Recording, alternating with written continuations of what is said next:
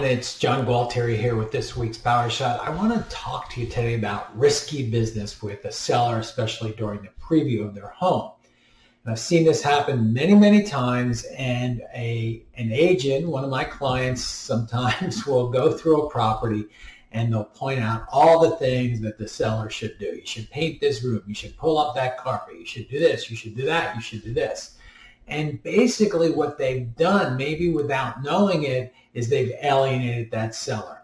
The seller links up, they don't like the home. They don't want to do all this work, blah, blah, blah, blah, blah.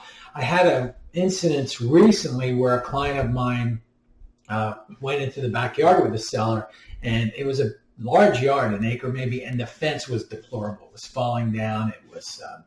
It was just totally in need of replacement. Seller says to my client, "What do you think I should do about this fence?" "Oh my gosh, you should take it down and put up a new one, blah, blah, blah, blah, blah."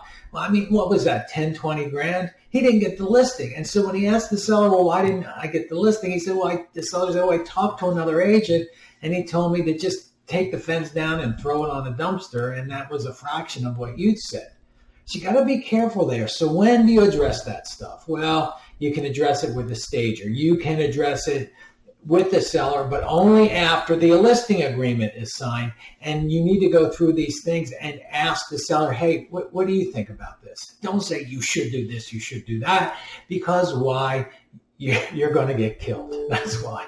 So today's PowerShot takeaway is when you're previewing a property with the seller, be very, very careful about pointing out things that are quote unquote wrong with the property. You'll end up getting killed. So if you know anyone who might benefit from this week's PowerShot, please pass it on. And in the meantime, get out there, chop wood, carry water, and do it like you mean it. God bless.